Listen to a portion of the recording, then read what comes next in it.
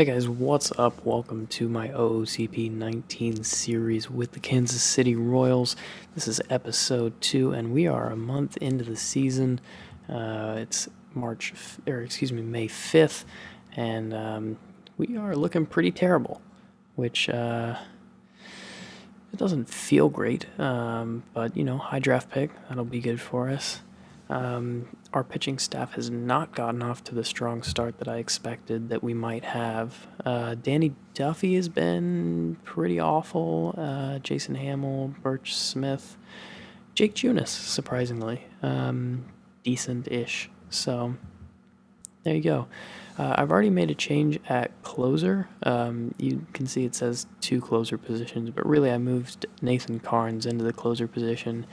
Tony Zike was sitting on a good ERA. I moved him into the stopper position, and he immediately had a game where he gave up 4 runs and blew the save. So that's about how things have been going for us. Mike Moustakas was among the league leader in home runs for a while.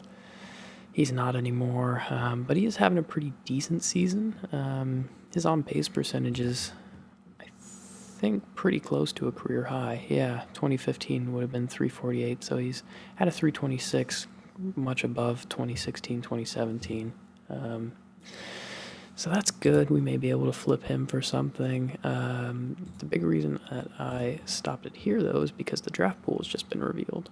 So OSA expects the top prospect to be Nander DeCetas, which I think is probably not true. I know that there are plenty of other players that are going to be good here. So we can take a look at the draft pool on the transaction screen, though, and sort. And these are who my scout considers to be the top prospects at the moment. Kevin Vargas, somebody that we'll probably be looking at. And, a shortstop with power like that's hard to ignore. And then we have Anthony Siegler, who's not as good, but again, these are the type of people that we will be looking at. Just hoping that one falls to us in the draft. Just wanted to show you this before we got any further in the season because it came up. So I am going to simulate probably till this Minnesota Twins series, and then I'll just play the next couple of days until we get to the draft, so I'll see you then. Alright guys, real quick, we have May 13th, a trade offer for Jake Junis, our first one that's rolled in. So we're starting to get some offers in on players that we're going to want to sell. Jake Junis in particular is, he's not good, but he's the type of guy that I could maybe steal like a 2.5, 3-star prospect off of somebody for at the deadline. And, just buy a lottery ticket. So we're getting interest, which is good. And hopefully by the time we get to, the draft and then international free agent signings, we'll have a pretty good idea of where our value's at. And please, Jake, you got to pitch good, man, just for like a month. And then just do whatever you want, I'll throw in like a trade kicker or something. So see you at the end of the month. Alright guys, it is June 4th, and we have gotten much worse. We are very bad. In fact, I can show you the standings, and we are the worst in the American League. And we are tied with Miami for the worst record in the majors. So, that happened.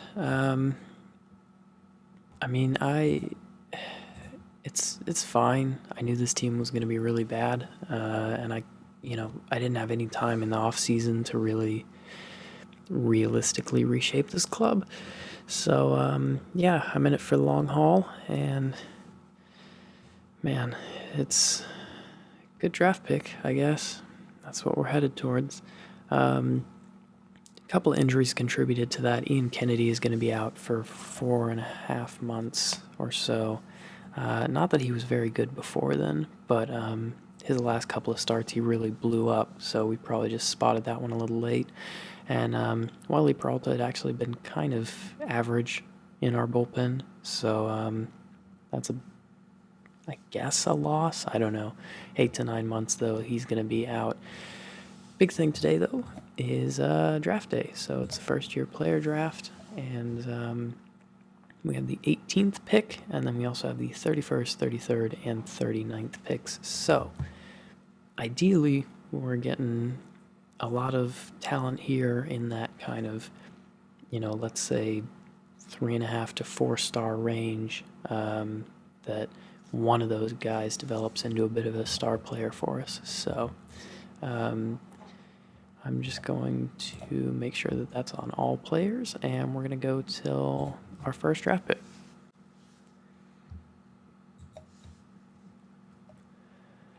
Interesting. So, I always like to get my scouting director's recommendation first, and he's going to suggest Jeffrey Holtz, a catcher who can't really play catcher, but hey, power bats, am I right? Who's this Anthony Siegler kid? We were looking at him before. 4.5 star guy. That's pretty big for as low a pick as we have. Let me look at scouting. 6-foot catcher from Georgia, raw power, play catcher, fleet-footed, can swipe an above-average number of bases. That's not something you see every day in a catcher. We thought he might be 5-star potential, but now we're not so sure. Wow, OSA thinks he will have no power. We think he'll have plus power. That is a bit of a gamble.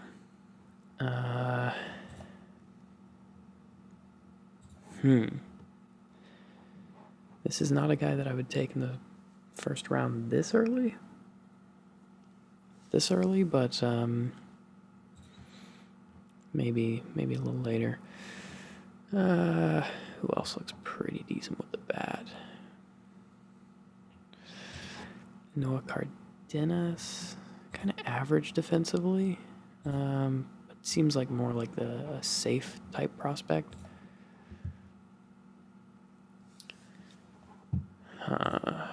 Griffin Conine.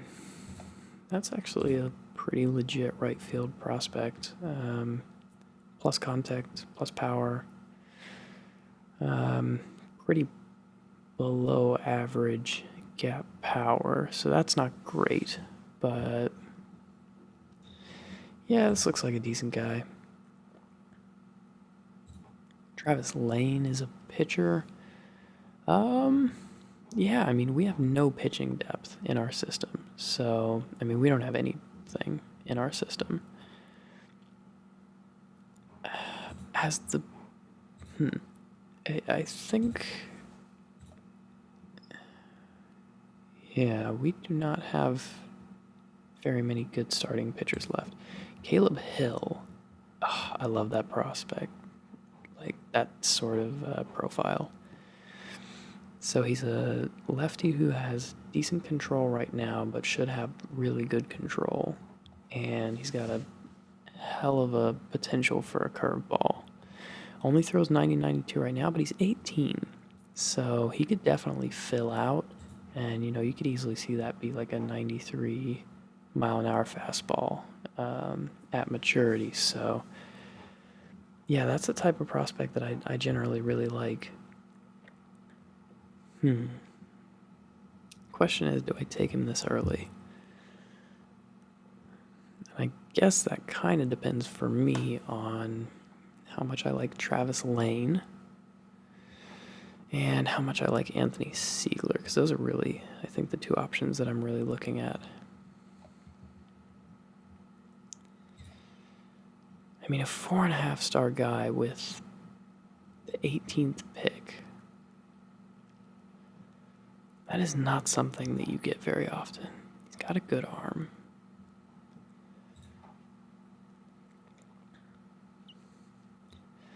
But there are like 4 catchers, and I wouldn't want Cottom and Holtz, but Cardenas is nice. I guess what I'm saying is that's a position of strength in this draft, whereas I think starting pitcher is not.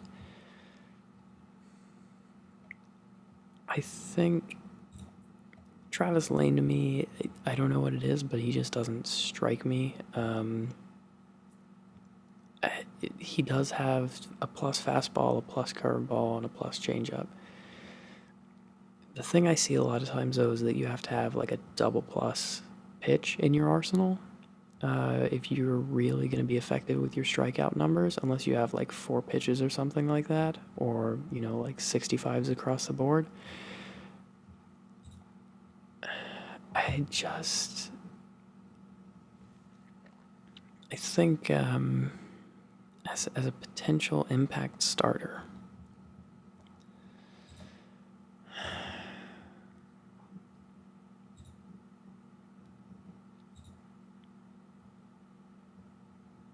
occupy a spot in the middle of the rotation. I'll tell you what, that's a guy that OSA hates, and so maybe he's undervalued by other organizations as well.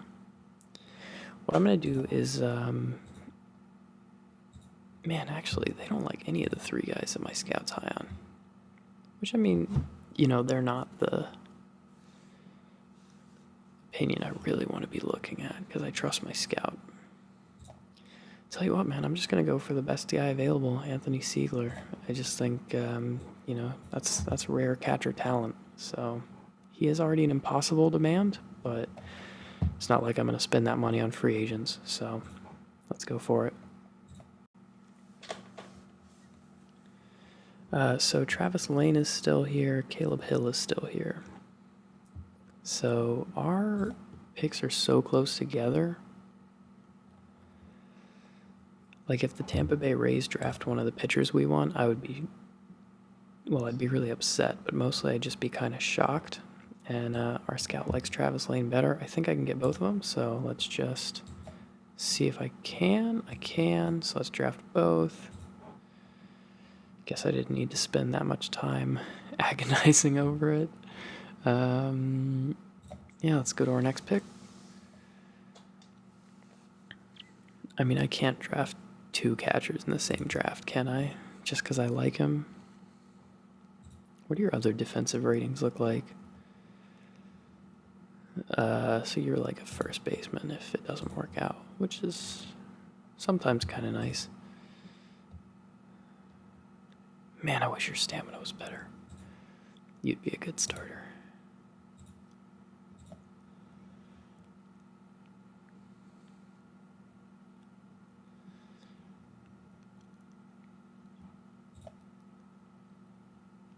Yeah, looking at impact tools here.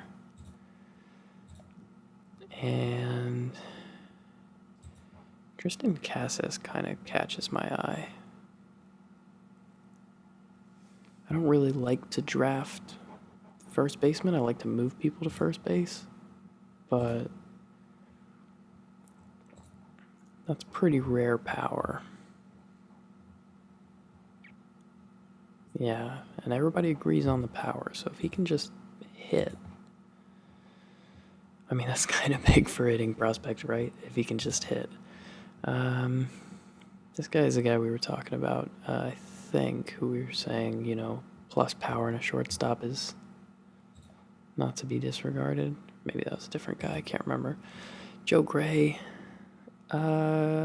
Actually, not that bad. You're not a first round guy to me, though. Maybe Casas isn't either.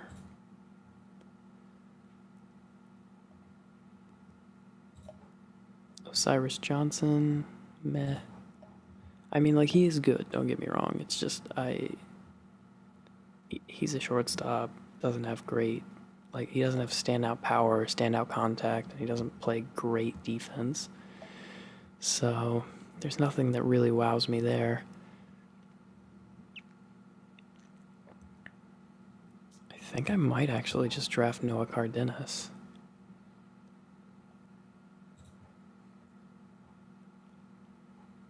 This guy's kind of nice. Same sort of thing I was talking about. And actually, he's pretty light for his height. Can never have too many pitchers. I don't know, man. I just took a lottery ticket on a catcher. I want insurance on that. So, Asiel Williams is a guy I was kind of looking at out of the corner of my eye. Pretty solidly plus in several areas. Defense is going to be plus at peak. Not below average in any part of his game. He is unfortunately a ground ball hitter, but could hit for a 310 batting average. That sounds pretty good. Power to unleash his obvious. So, yeah, this is a toolsy guy. This sounds like the exact kind of guy we should be drafting. And doesn't hurt to draft 18-year-olds.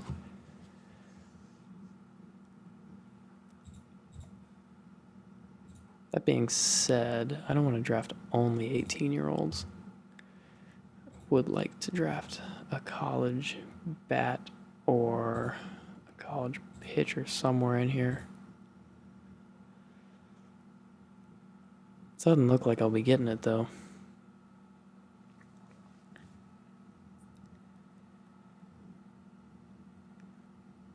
Yeah. I guess that's not really a disappointment, as much as it is just a little annoying. Yeah, you look pretty good. I am kind of looking for a pitcher at this point.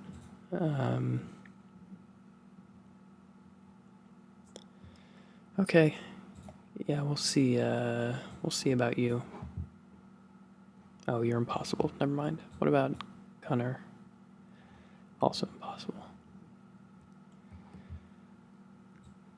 Mejia, impossible.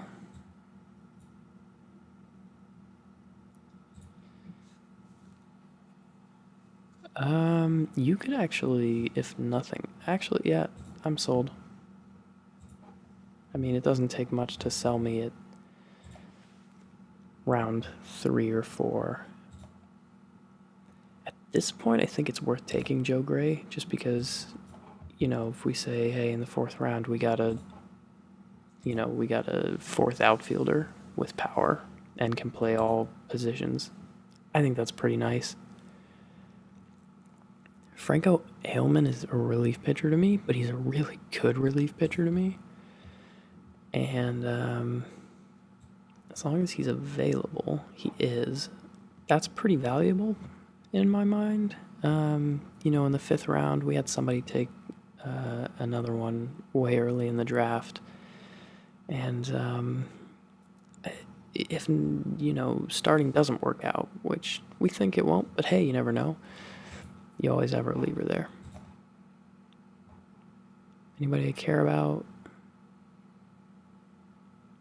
No.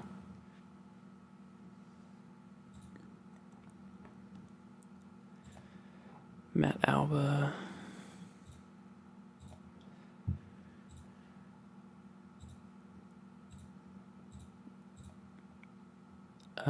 Who is this kid? This is a kid that I will draft. So sometimes I like to just sort by tools, because you can find kind of kids like this. So he's got double plus contact at maturity, plus gap power, almost plus discipline and eye, pretty decent speed ratings, and then he also has a cannon for an arm. So that's a really nice right fielder.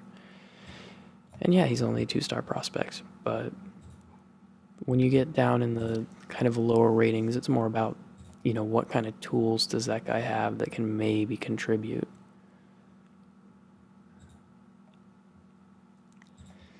I am not seeing any prospects that I want. Huh, that's an interesting profile of a starter. Yeah, my scout wants this guy. That seems fine. And actually, I'm just going to let my scout handle the rest of the draft. So that's our first draft with the Kansas City Royals. I actually feel pretty good about it. I'm kicking myself a little bit for overdrafting the catcher position, but I really do think that we got some good talent. The way I'm playing it off in my head is that I drafted a catcher and a first baseman. I just don't know which is which yet. So there you go. Significantly above 2 million. Well, how about 3 million? I would say that that is significantly above 2 million. Travis Lane. And again, this is money that maybe we could offer to a free agent or something, but let's be honest, we're not signing any big ticket free agents, so the money's got to go somewhere. And in our case, it's going to the draft, so not a better place you can put it, in my opinion. Basil Williams, Kate Monk, Franco Ailman. That is a huge signing bonus for Joe Gray. I may have to leave him on the table. What does Ailman want? Well, yeah, I'll meet his demand. That's perfectly fine.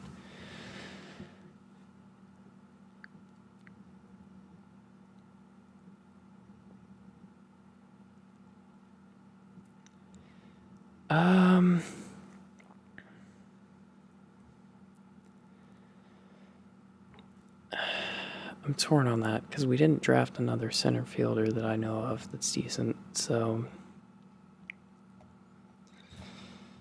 yeah, my owner doesn't like that, so go figure.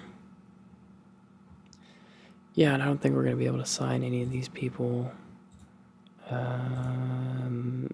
Yep.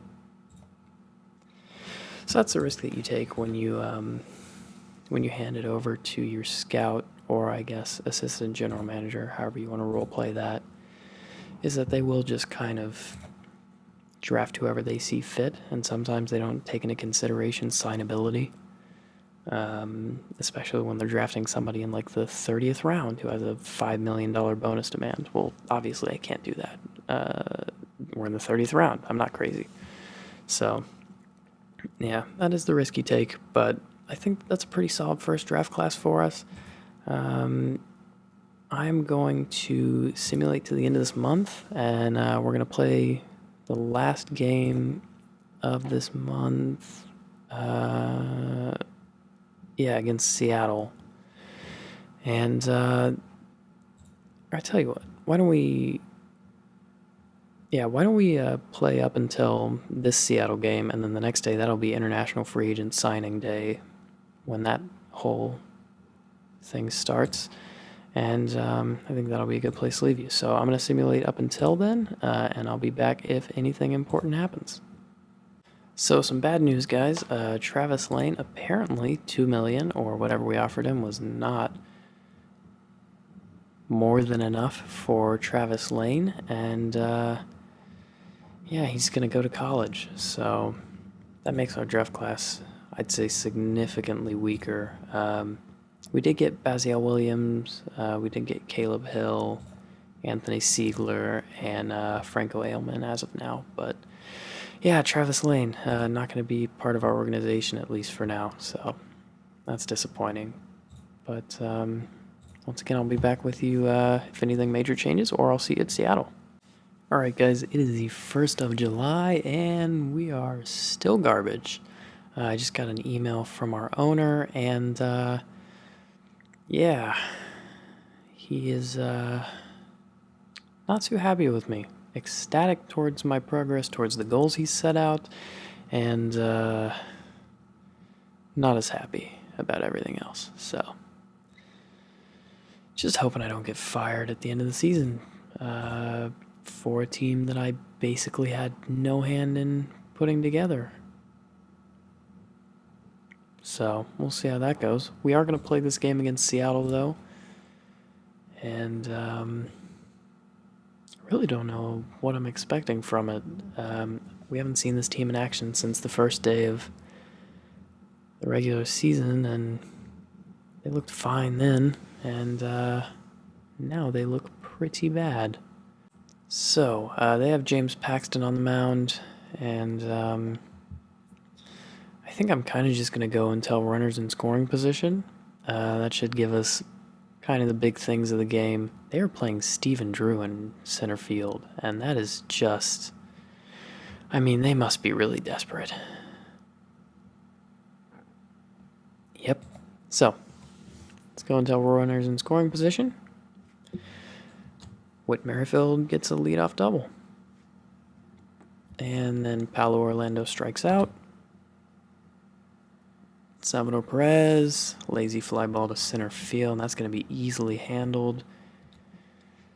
Although, you say that, but Stephen Drew's playing, so who knows. This one into the gap, though, by Mike Moustakas, and we're going to have a player come home. This is going to be a stand-up double for Mike Moustakas. That's going to get our man in. So, we still have a runner in scoring position. Jorge Soler is at the bat. Jorge Soler's been having a decent season, by the way. This one, though, not going to do much except in the inning. That goes to Mitch Haniger, and we're into the second.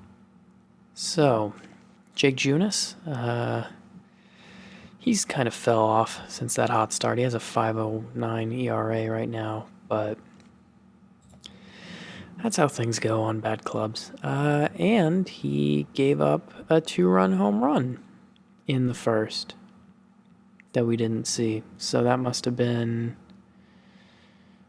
that must have been Seager hit it, and then maybe like Gene Segura on first or something. And that's going to be another solo homer by Mike Zunino. Sorry, the first one wasn't a solo. Are we really going to have to take a pitcher out in the first inning? No, okay. I was worried. We get a solo homer, though, from Ryan O'Hearn. So, that's nice. Alcides Escobar... Oh, man, that was bad. Alcides Escobar gets on. We have Whit Merrifield up to bat again. He's going to get one right up the middle, and I think Escobar... It's Stephen Drew, man. Just go for it. We got it.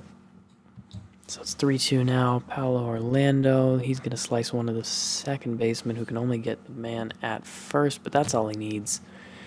And that's going to be his side retired. Move on to bottom of the second. And hopefully a clean inning. Hey, we get one. And James Paxton comes back out to face Salvador Perez, and Jorge Soler ends up getting on to second. We do have 2 outs, though. And that looks like it's going to end the inning. So we go into...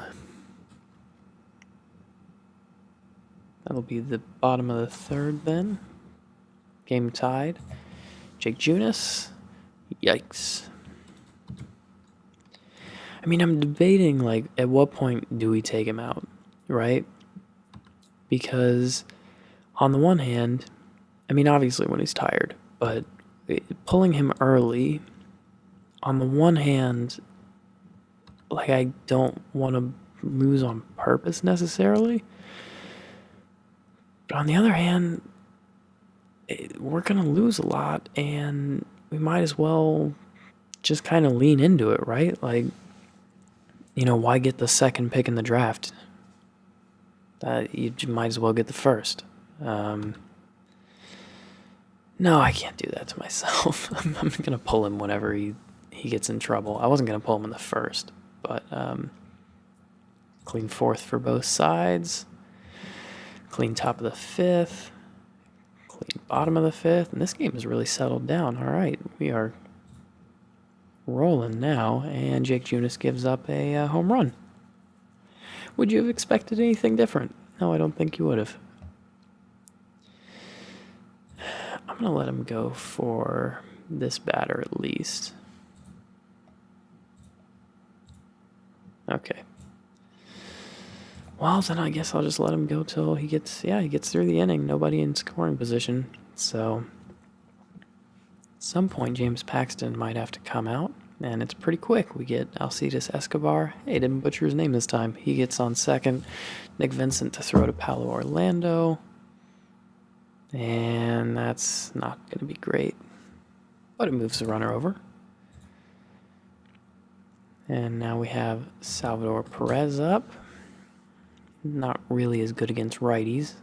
And it shows shortstop comes racing and catches it right behind the pitcher. They might have to fix that animation just a touch. But that gets through the 7th, and we still haven't made up the run. Jake Junis still in. He's at 81 pitches. Despite them doing damage, they've only done it on 4 hits. So part of me's not that upset. He does allow a leadoff runner, so if this batter does anything other than, like, oh, strike out. I was going to say if he does anything other than strike out, we take him out. But there you go. You got to put pressure on these pitchers, you know?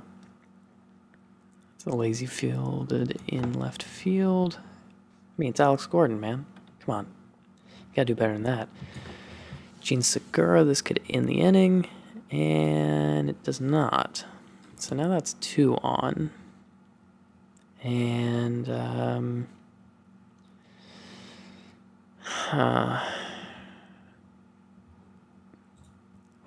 what does our bullpen look like? Let's warm up, Lovelady. And let's warm up.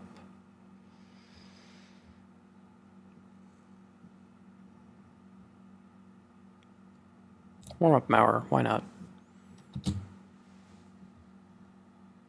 I should have been warming them up earlier, but oh well. That ends the inning, though. That means the Lovelady's going to come in for us next inning, so I can take down Maurer. And we can just see how this inning goes for us. James Pazos. That is not a name that I know, but he looks pretty good. And apparently he is very good. So how do I put you in? There we go. Interface is a bit different this year. So we're going to face Mike Ford and then Kyle Seager, and then, I mean, honestly, I'm just letting him go through whoever he wants. Who cares? Gets a ground ball, as he is known to do. That gets the man out. And we're just going to let him go. He gets through it. And, yeah, I think this is pretty much game over for us, but there was nothing really that I could do.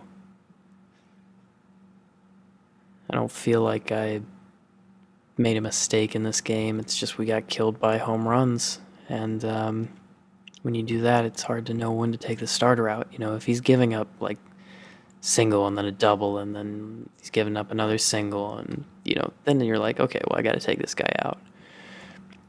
But he gives up 2 home runs in the first, and then he doesn't give up anything, and then all of a sudden he gives up a home run. You're like, oh, well, I guess I should have known to take him out then.